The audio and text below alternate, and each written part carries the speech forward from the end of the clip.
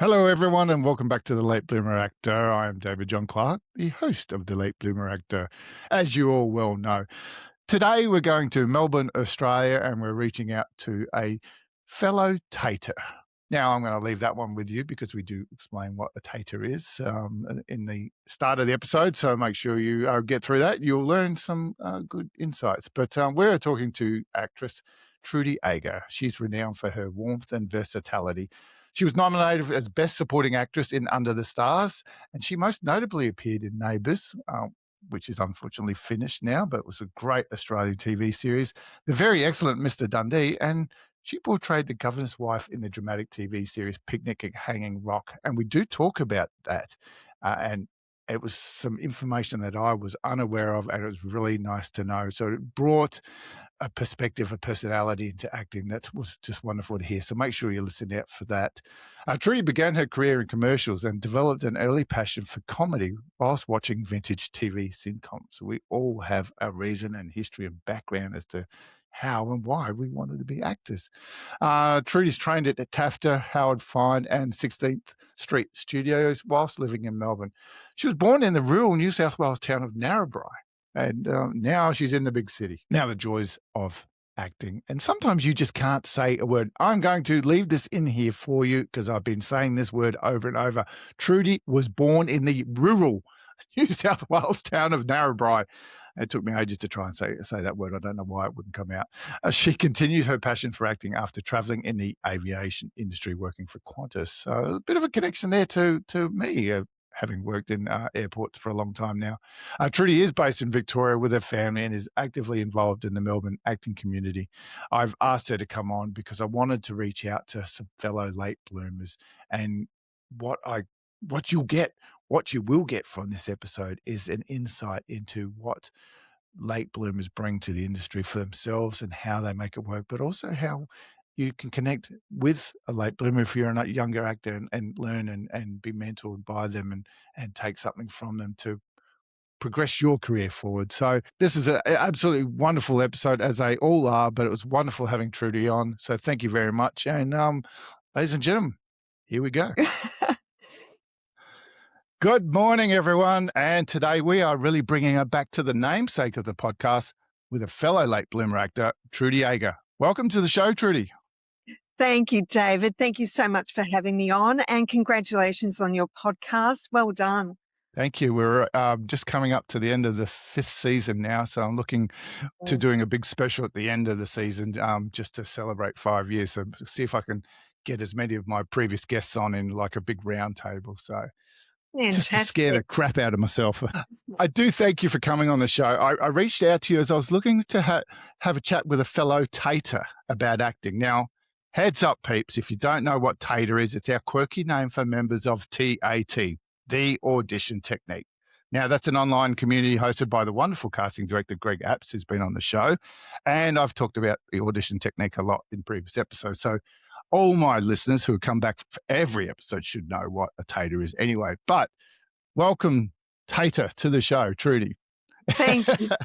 Thank you so much. And what a great community the tech group is. It's just been Definitely absolutely brilliant what Greg and Robbie have created. It's just a fabulous community to work with and bounce things off. It's been great. Yeah, and how many years, if you could even, I can't even remember how many years I have been, but I think we've both been there for a long time. Yeah, it's been a while. And I remember doing a class with Greg at TAFTA, and that was about 2014. So it was not long after that that I joined the tech group.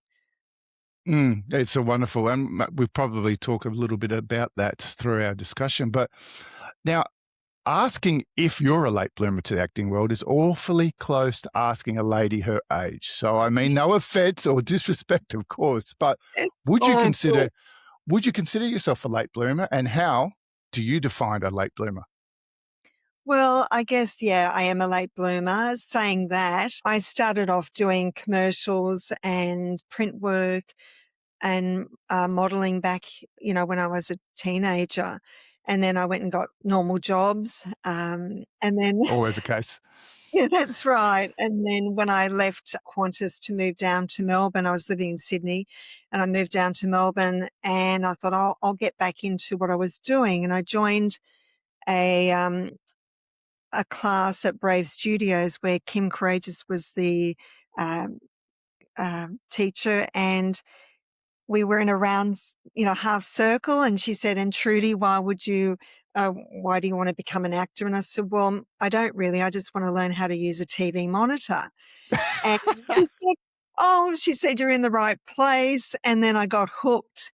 She was an absolutely brilliant teacher, and I haven't stopped since then. So I've just been continually learning. I love it. I love it. Now, are you full-time acting now, or do you still Yes. have that? You are. Oh, wonderful. Yeah. Yeah, I Living the love it. dream.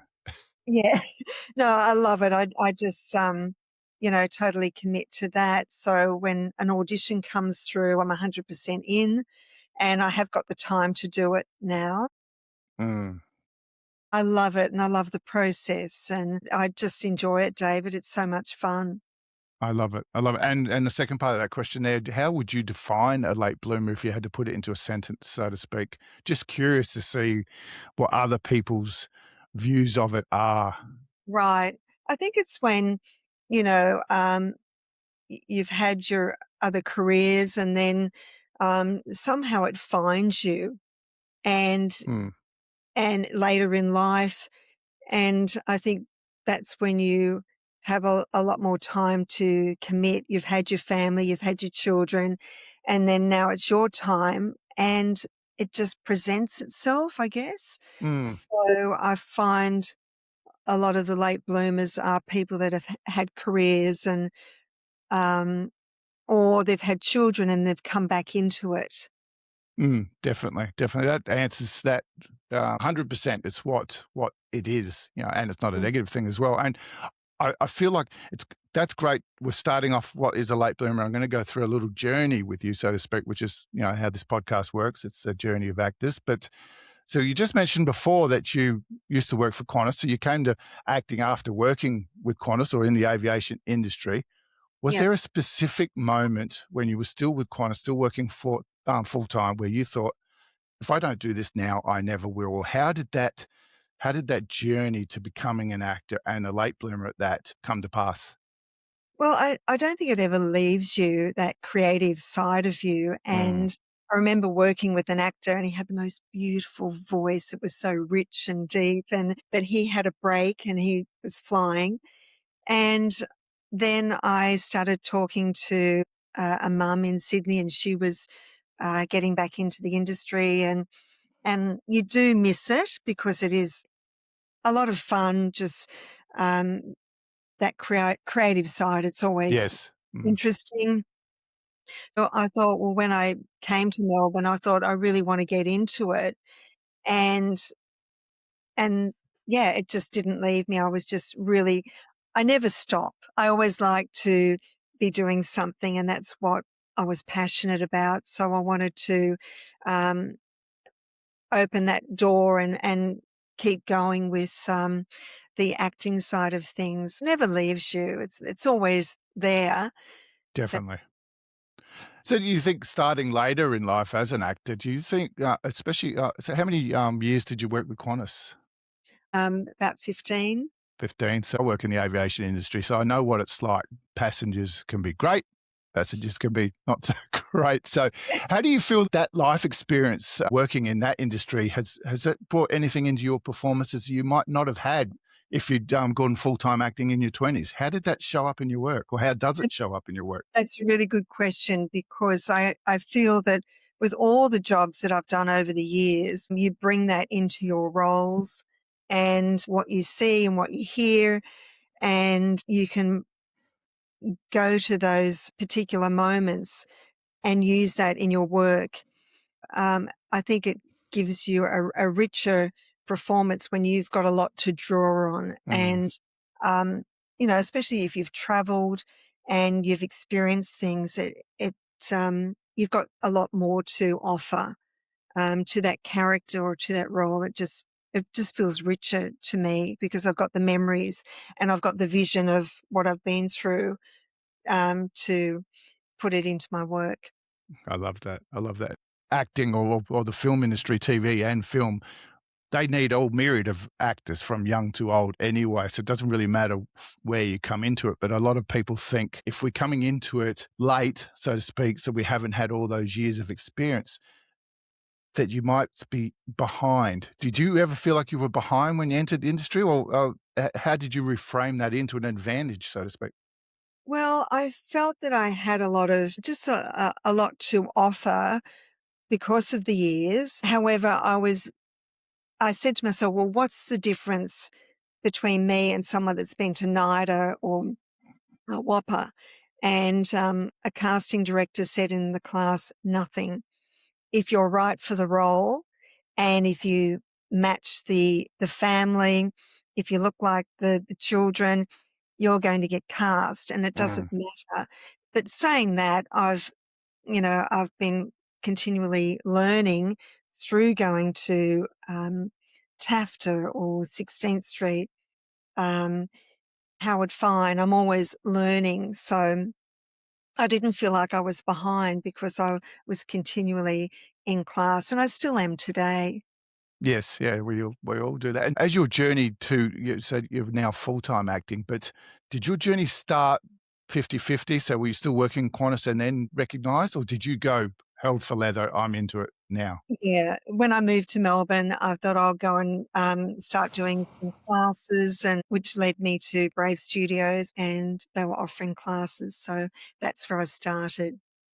And so with that training, and at those wonderful places and, of course, the audition technique where we've met, do you Yes. think do you think training, later in life changed the way you absorbed or applied to work? I mean, we all know we've done our training when we were young, whether that's university or on the job training, and the last thing we can think about at our age is going back to school. So Yeah. how does that work? Or is training for acting just, it's another day, it's just fun again?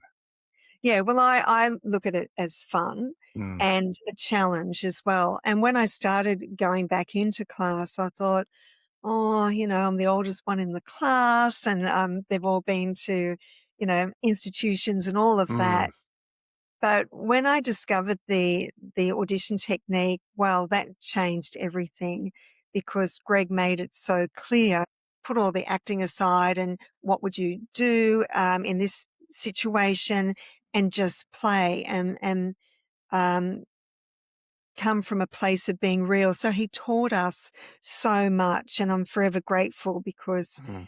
learning how to self tape was just the best thing, especially now, but he saw that years ago. Yeah, So, definitely, yeah, it was a definitely. game changer. And it's amazing because his training, and here we're selling the Take community for everyone that's listening, of course, and I thoroughly recommend, if you haven't done it, jump on board. But it Yes. starts you off with that trainer. You were joking before about you were on the course just to learn how to use a monitor. Well, that's what Greg teaches from the outset, is how to get your camera system up and everything, but not Mhm. just the technicalities of it, but how to make it work for you, how to make you look good, how to make your audition look good, because we're in a Mm. realm here where it's two different things. Acting is acting, but auditions is it's a bit of a different beast, isn't it? It is, it is. Mm, And, just it's always a time to experiment. And that's why I like to get in front of the camera at least once a month. And I joined a group where we were putting a scene down once a month and then we'd get feedback. And it was great. I really enjoyed that. And now I'm part of another group where you put a scene down, you get critiqued. And so you're always learning, okay, that's not quite right. I'll change mm. that. And that's where the TAC group is fantastic because Greg was giving us feedback. And that's what you needed to grow and to learn. And you don't have to be the best actor, you just have to be the right actor. And there's such a big learning curve, isn't it? Like you said, that curve just continues on all the time. Did you find or feel at any time that, oh, maybe I should go and do the 3 years at NIDA or 3 years at university drama? Or were you happy with the picking and choosing your training? It did cross my mind. Mm, I thought it would And have. like I'm sure with a lot of people, but um, there's so much out there now Mm, through listening to groups like Greg, and he's shared so much with everyone, and he's seen it all. definitely. So yeah, so I think there's just so much out there. And even when you're going to do a self tape, even with Emily Joy's coaching you while you're putting a self tape down, or I've uh, had Emily on the show. She's wonderful. she's brilliant, isn't she? Yes, So, very well knowledgeable on everything that you need to know to project yourself and move forward in everything. So, yeah, because sometimes if I don't have a reader, I'll jump on to We Audition, mhm, and I've got a couple of really good readers and actors that help me on that platform. But sometimes it is great to go into the studio and get that one-on-one eye contact. But you've got to do the best you can with what you've got and who's available at the time. mm, mm. So So, yeah. so you've been doing a lot of auditions and a bit of work as well, which we'll talk about in a minute. But what's your thoughts on how the industry has changed now that it's more self-tape? Ever since COVID, we're no longer going into the room. Do you miss the room, or do you still get to go in the room, or is it all pretty much self-tapes? Where It's do you it, lie? it's pretty much all self Yeah. tapes. Um, if you've got a callback, sometimes you'll go into the studio, but I do like going into the room because, you can get some feedback, or they might, like Thea might say, oh, just instead of looking at the floor, she might say, just cheat and look up Trudy, and little Nice. things like Yeah. that. Mm, Um, so that's great. But self-taping is fantastic because it gives you time, and it settles me. I find I'm mm, really in a self-tape environment rather than mm. going in. Yeah. Do you? I listen to a lot of podcasts where they discuss how many takes that people do, and I've heard things as high as 15 to 20 takes before submitting, and more than likely they submitted the first or the second one they did. Do you have a philosophy on that? On I'm going to go in and treat it like I'm in the room with the casting director, so to spill out that natural flow, one or two takes, done, dusted. Yeah. Well, now, because I used to do a lot of takes because I was trying to perfect what I was doing, and Mm, that's boring, as Greg would say. Put the mistakes in. If you falter on a line, put that in, because that's how we normally speak anyway. We're yes, not. definitely. So I've learnt that. So now I try when I'm doing the self tape, 2 to 3, and that's it, because then it becomes, you lose it and it's kind of lost. Mm. So I'm happy now with the mistakes I make. And mistakes are sometimes that's what makes it, doesn't it? Greg talks about all the time, don't stop the recording when you make a mistake, just keep going.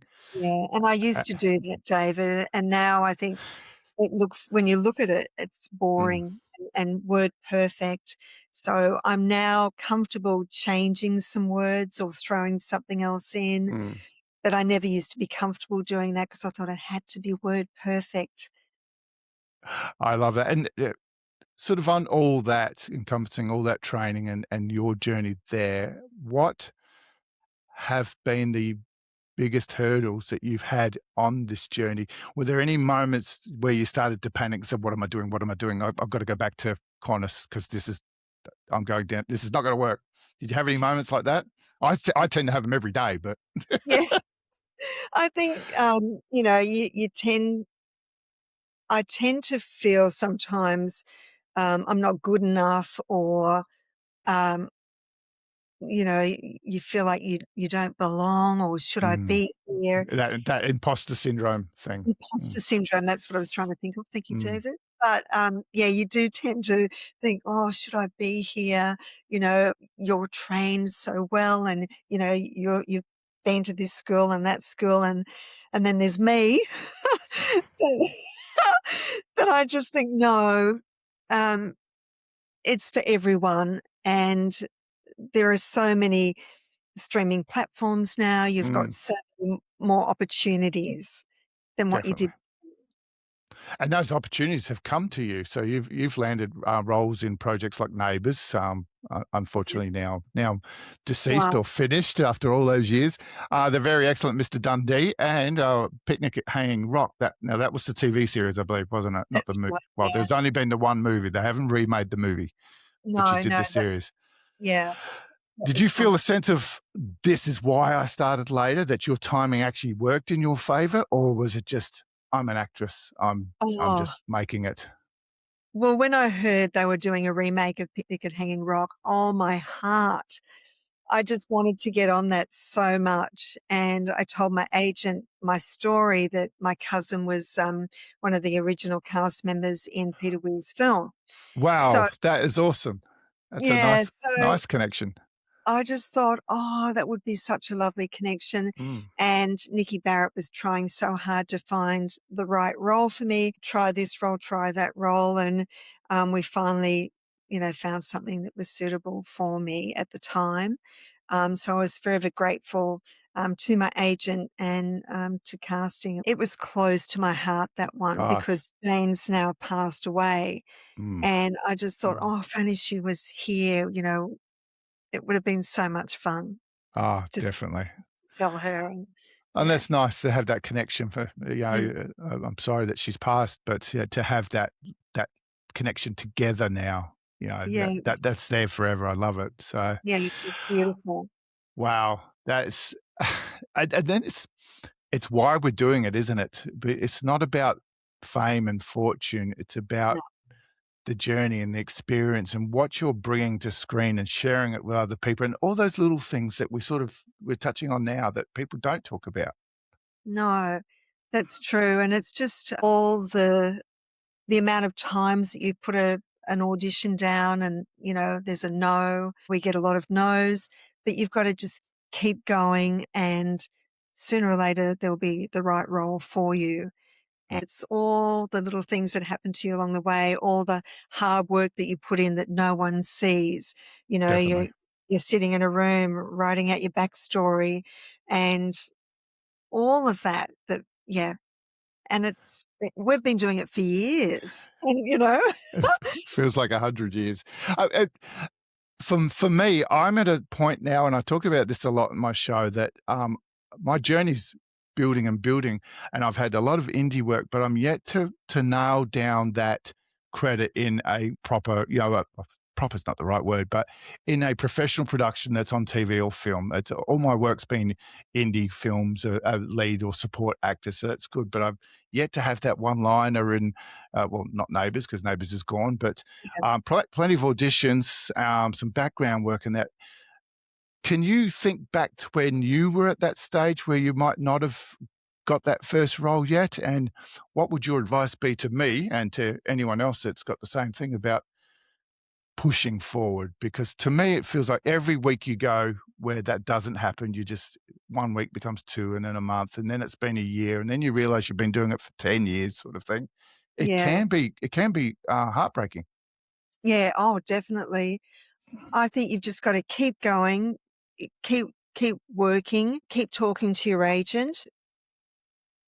I think once you've got a solid show reel, then keep putting down self tapes, as Greg has taught us. Just keep putting down a tape that you could be cast in. Mm, So let your show reel speak for itself, and then back it up with self tapes. So create little ones that you think is all about you as a person and a character that you would like to play. And mm, just and it makes it easy too. I put one down with Emily Joy. If something's happened in your life, well then it's easy for you to put a scene down because you know it's real and you can see it in your eyes. I love So that. Mm, yeah, so that's what I keep doing. Keep putting a self tape down, even if it's just once a month, and um, send it to your agent. Just say, this is what I'm working on this month. And then if something comes through, they might think, oh, hang on, David would be good for this. mm. David would be really That's good for this one, especially Wolf Creek.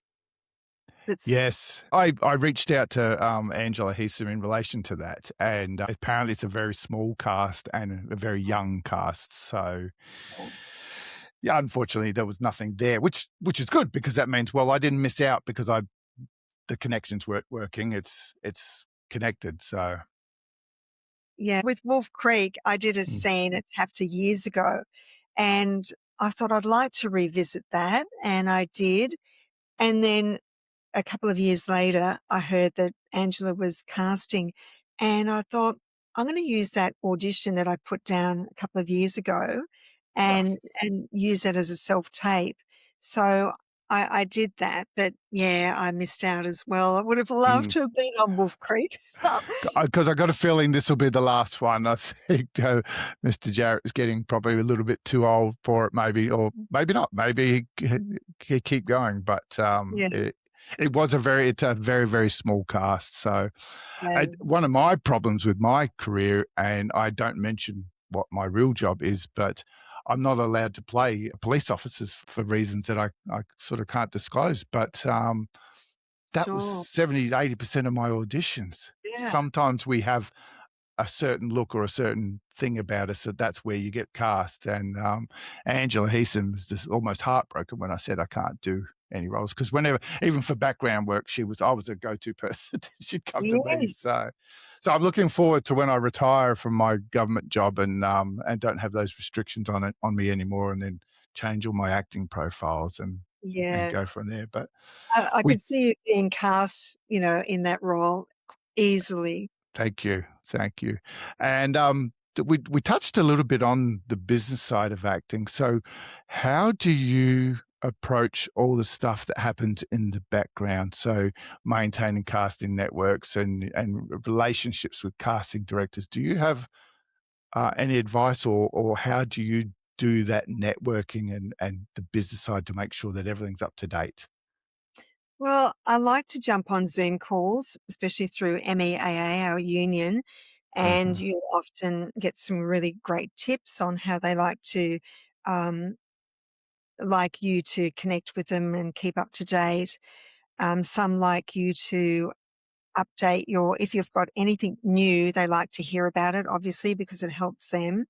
Mm, And also, I remember doing a Zoom call with Anusha, and it's really good to get on these calls because then they remember you and they think, oh yeah, that's right. You know, Trudy might be mm, good for this role. So I think that's great. Just keeping up with Zoom calls, and if you have anything new, send it to your agent to pass on. Sometimes it's better because they'll open that email if it's from your agent. Flick them something. Oh, this is a new scene I've done. It might work with what they're casting at the moment. mm. Uh, Do and you feel just comfortable reaching out directly to them, or do you go through your agent? look, only if I've got off a Zoom and they'll say, send me your information. So Mm, then I would. But if I've got something new, I might just let my agent know, just this is what I'm working on. This is a new scene. And just keeping in touch that way. and it's obviously every agent's different too. Some are more proactive or less proactive in that area, so it's about knowing who your people are, so to Mm, speak. So, and what yeah. about your casting networks profiles and that?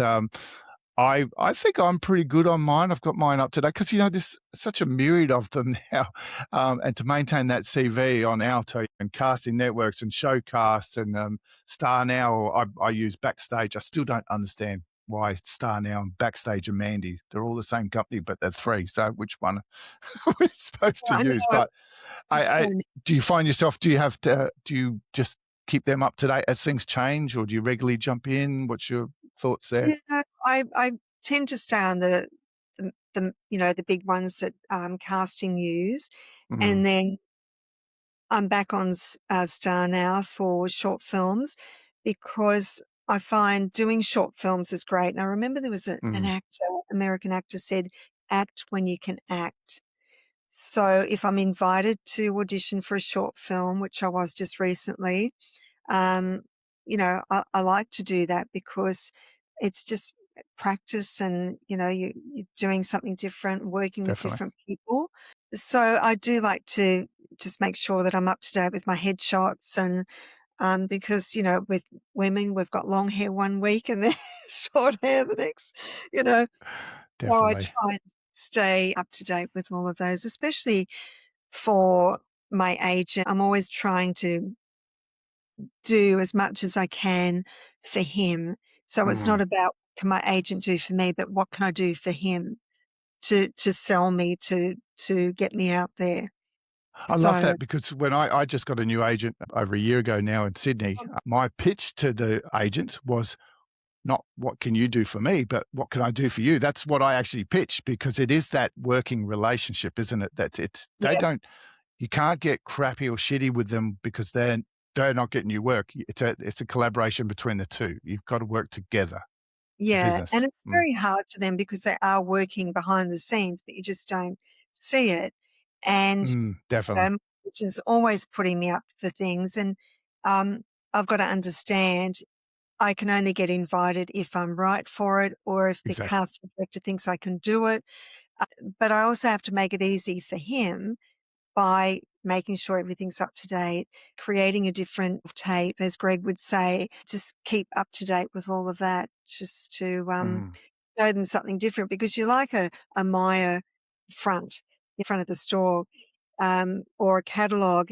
And if you keep seeing the same catalogue all the time, you just want to change things up. mm, So the casting director will look at it and say, oh, here's something new.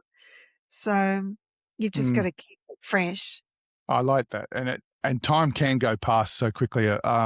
Probably a little bit different when if you're a full time actor, you might be able to stay on top of it a little bit. I find with me, with so much happening, that I've just realised that I'm so far behind on having a new show reel or updating this or doing this. So, or even reaching out to casting directors. I just realised I listened to Thea McLeod on the podcast yesterday, How We Roll, and you were talking about this before. So she said how she's happy to be reached out. She said, send me, Mm. if you get new work, email me. I may not reply, but I'll see it. And I'm sitting there going, oh God, I haven't done that for a couple of years, because it sneaks up. So Yeah, that's she's the hardest bit. Yeah. So yeah, she's very approachable there, definitely. and it also helps them Mm, if we've got something new, and they get excited because it's like, oh, okay, I can sell David, for this project, or let's get him in for this, mm, 'cause mm, sometimes you can get forgotten about if you're not, you know, proactive, I guess. Because it's a big industry and there's lots of people there, and there's just submissions coming all over the place. Now, I've discussed this before, and I had my first agent here in Adelaide was great for it. When the submissions came out, he was actually proactive in submitting the people that he thought could do the role. Not everyone on his book that was 35, 40 years old, blonde hair sort of thing, as per the requirement. He would look at the role. That's really good if you got that, because then you're at the top of the list. But if you're with an agent who just goes, yeah, I'm submitting everyone, then you're not going to be seen. But it's that No. balancing act, isn't it? Yeah, that's so Mm, true. But when I look at what I've been put up for and I think, "Oh, okay, yeah, I would suit that, or I could do that." So, I'm grateful to my agent for only putting me up for something that I'd be suitable for or I beautiful. could do. Mm. It's good when you find a good agent. And how long have you been with your agent? You don't have to mention him if you don't wish to, but Um, God, how many years now? I think it's about 6? nice. Um, Yeah, but I'm with Profile Creative, and I'm really happy there. And So, that's what matters, is about having that relationship, isn't it? And having that connection and knowing that you can support each other. yeah, and I try Mm, not to pester him because I know he's busy, but, I prefer to email him so he's, um, mm. time to respond when he can because, they are busy working behind the scenes. And that's the biggest thing, is we don't know. Like they get all these roles sent in and they can submit us. We don't see that. I think you can ask for a submission report, but most agents don't like to give you that submission report because then they're constantly fighting with the actors to say, "Oh, how come you didn't?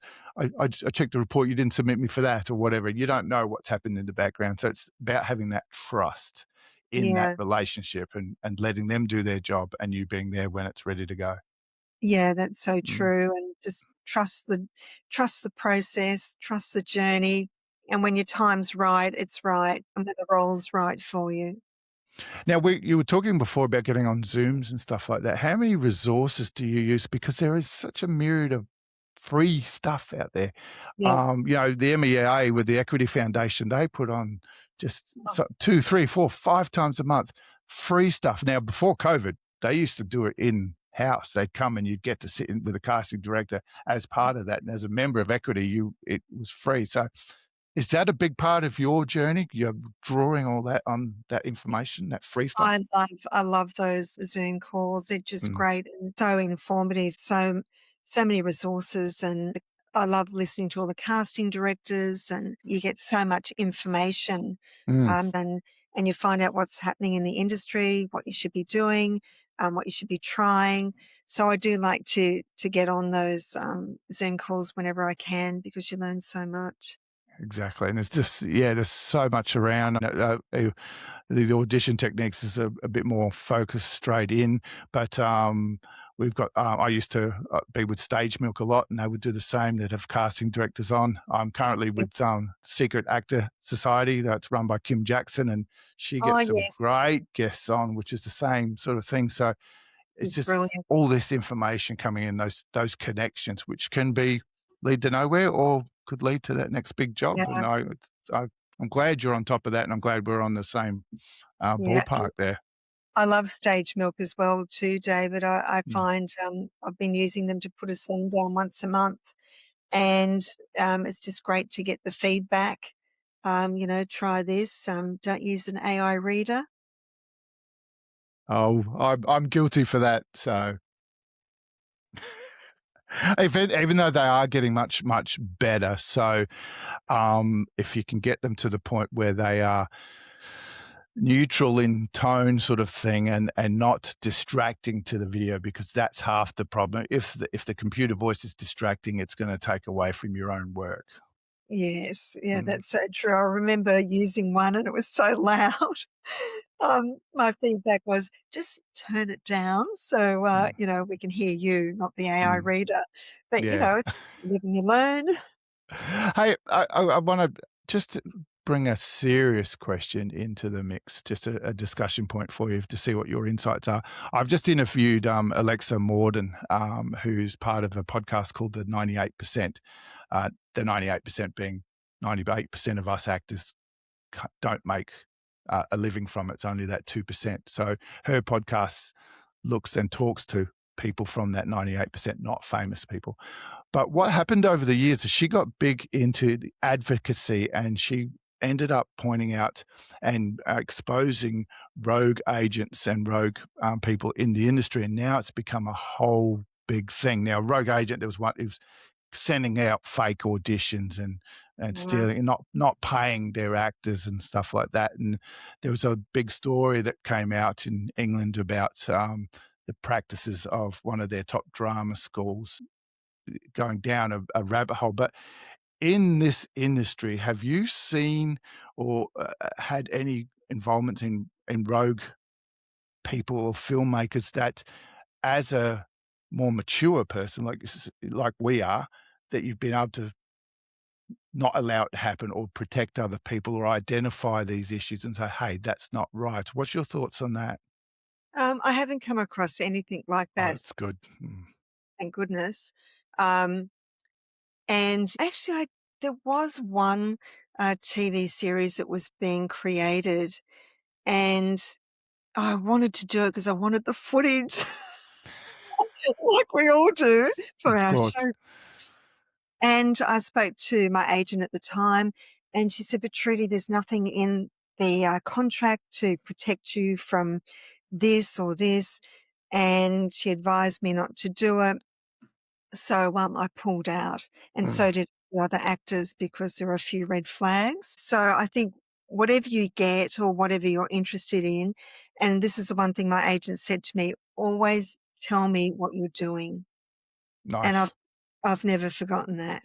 Mm. So, Because they yeah. have that background understanding of contracts. One of the biggest points that we had there is, and it's unfortunate we have to say it, but it's a lot of actresses and young actresses, and it's that saying, "I'll do anything Mm, to make mm, it," and that's where these things came from. And I brought up a story that we had a filmmaker here in South Australia that was alleged that he was doing nude auditions, so he was getting the girls to come in and the scenes, and it was just not on, to the point that I actually ended up going as I use the word mentor, I've forgotten the word I want to use, but just going in with the actress when she did the audition to make sure everything's kosher. So yeah.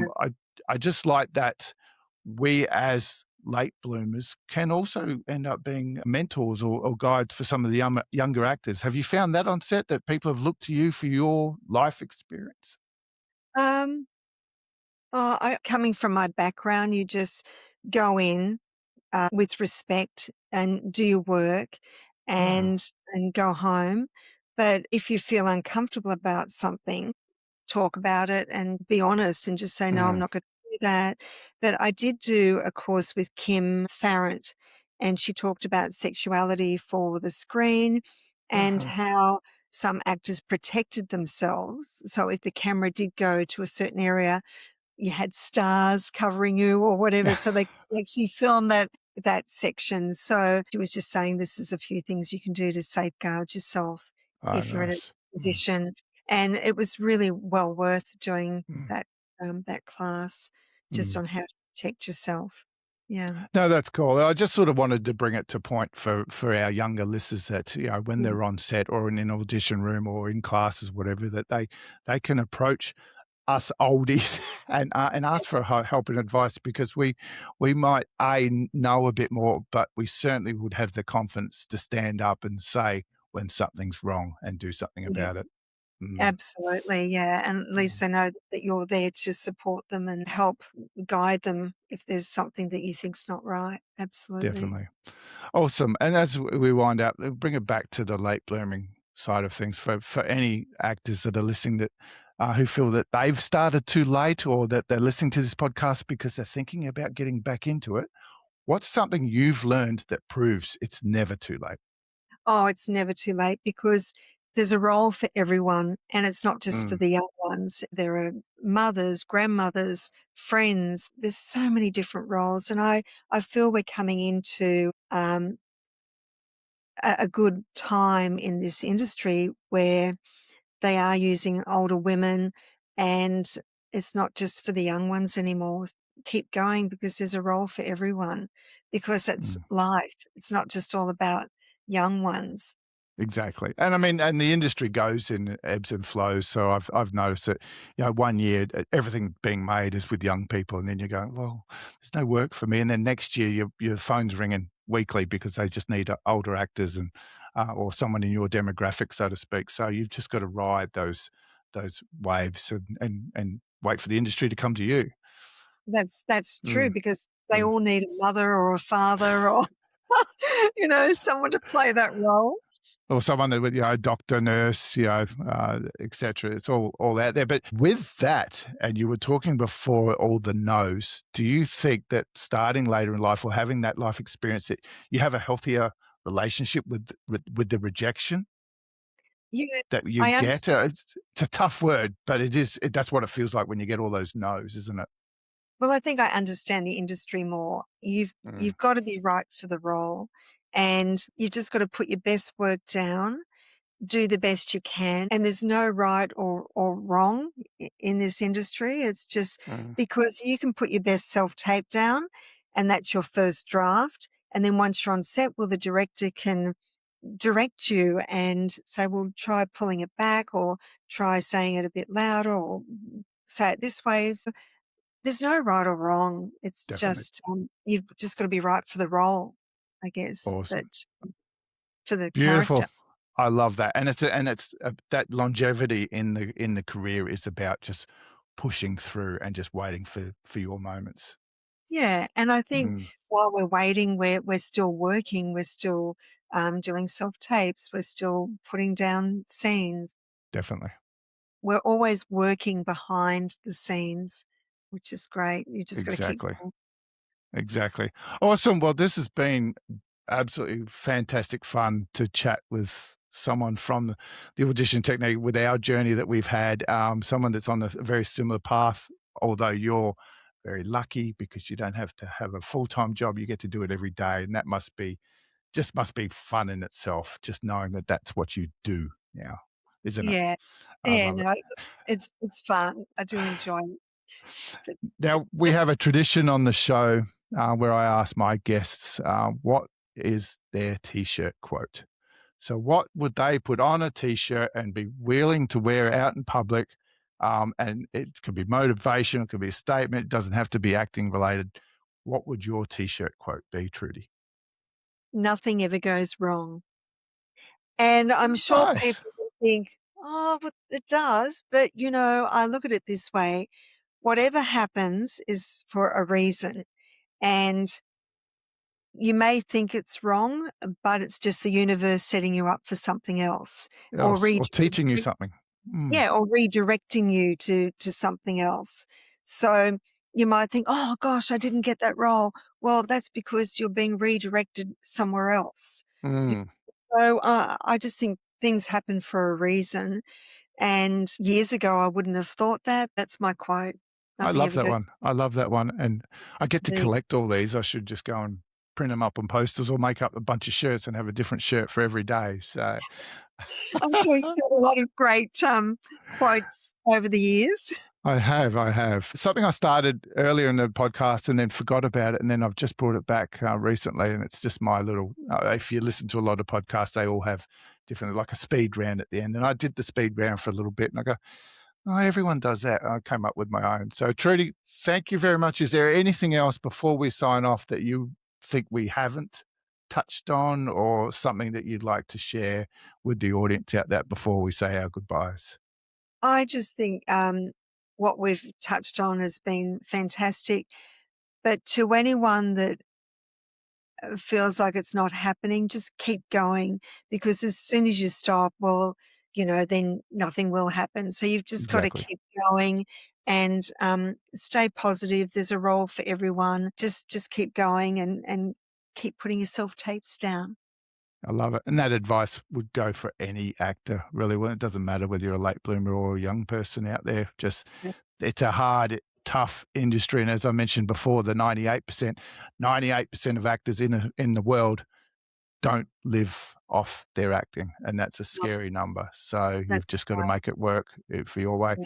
Trudy, thank you. It's been an absolute pleasure to have you on board. It's fantastic. Thank you so much, David. Thank you for having me, and congratulations on your podcast. It's just brilliant. So well Thank done. you. Thank you very much. And I would just like I always say this, but hopefully maybe you and I will end up on set together sometime in the future, and that would be wonderful.